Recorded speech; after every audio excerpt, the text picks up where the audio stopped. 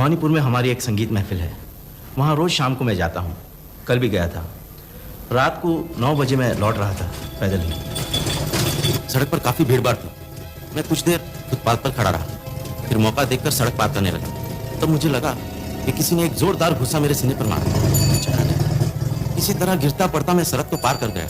मेरे कोट के सीने के जेब में हमेशा एक घड़ी रहती है।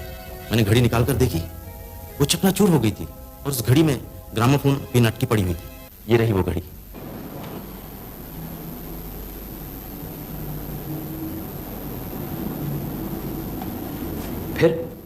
फिर मैं किस तरह घर पहुंचा वो तो मैं ही जानता हूं। अगर कोट की जेब में ये घड़ी ना होती तो इस वक्त तो मैं किसी अस्पताल के मुर्दा घर में पड़ा होता। आप बेफिक्र रहिए, अब आपको कोई डर नहीं है। लेकिन भविष्य में जैसे मैं कहूं वैसे कीजिएगा, फिर आपकी जान को कोई खतरा नहीं। आप मुझे इस परेशानी से बचा लीजिए मुकेश बाबू। मैं आपको जितने चाहिए रुपए दूंगा।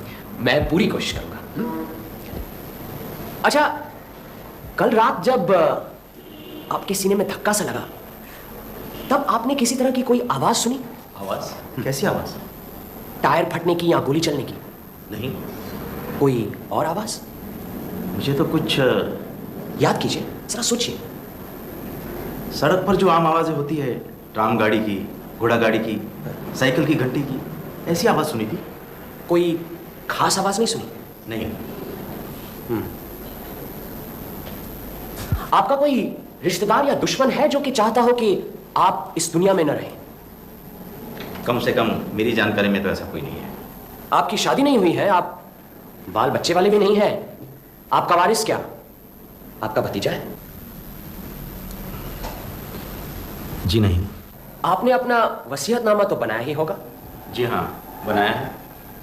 उसमें आपकी संपत्ति का वारिस कौन है? आप और जो कुछ पूछना चाहते हैं पूछ सकते हैं, पर यह प्रश्न मत कीजिए। यह मेरा निजी मामला है। ठीक है, जाने दीजिए। आपका वारिस जो भी हो, आपकी वसीयत के बारे में जानता है? जी नहीं, मुझे और मेरे वकील के अलावा किसी को मालूम नहीं। आपका वकील कौन है? विलास मलिक, आप जानते हैं? नहीं। कितने वकील हैं?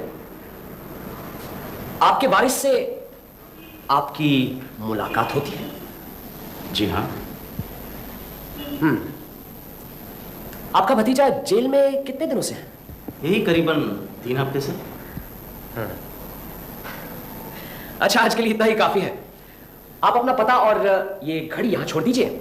अगर जरूरत पड़ी तो आपको खबर कर दूंगा। लेकिन मेरा क्या होगा? अगर फिर से कोई हमला हुआ तो अब मैं नहीं बचने वाला। आप अपने घर में ही रहिए, कहीं निकलिएगा नहीं। लेकिन घर में तो मैं अकेला ही रहता हूँ, और फिर घर में ही कहीं? नहीं नहीं, घर के अंदर आपको कोई डर नहीं है। वहां आप बिल्कुल सुरक्षित हैं। अगर आप चाहें तो एक चौकीदार रख सकते हैं। तो क्या मैं घर से बिल्कुल नहीं निकल सकता? निकलना निहायत जरूरी हो तो फुटपाथ पर ही चलिए, गलती से भी सड़क पर नहीं चलना। फिलहाल मैं तो कहूंगा कि आप कुछ दिनों तक बाहर निकलिए ही मत। ठीक है, आप जैसा कहेंगे वैसा ही करूंगा। नमस्कार। नमस्कार।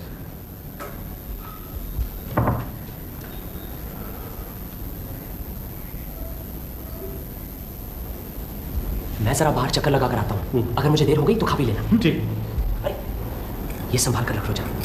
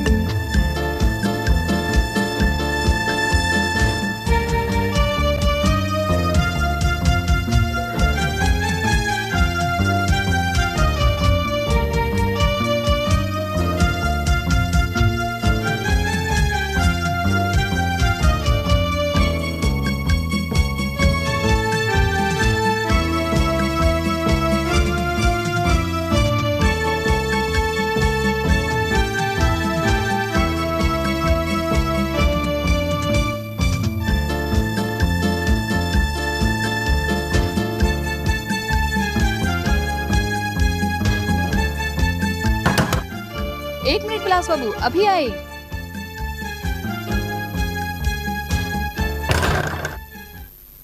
मुझे विलास बाबू ने भेजा है, वो आज नहीं आएंगे।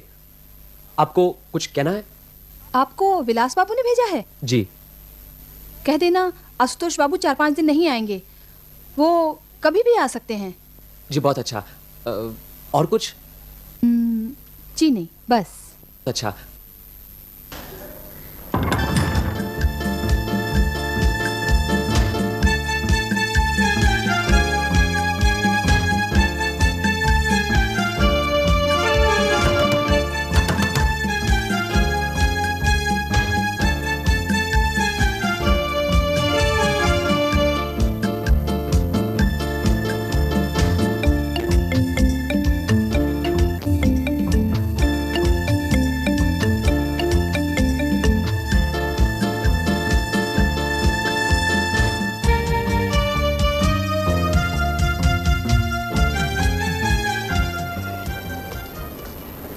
अच्छा एक बात बताओ, क्या?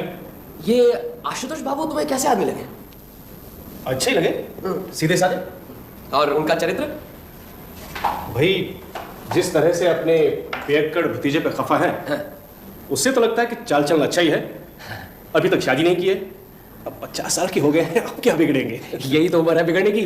हजरत किसी औरत से उलझे हुए हैं। क्या? भवानीपुर की संगीत महफिल ही उस औरत का घर है। एक और बात ध्यान रखने की है। क्या? एक मामूली सा 2 रत्ती का पिन, किस ताकत से उस पिन को छोड़ा जाता होगा जो सीधे शिकारी के सीने में घुसकर उसका दिल जीत ले।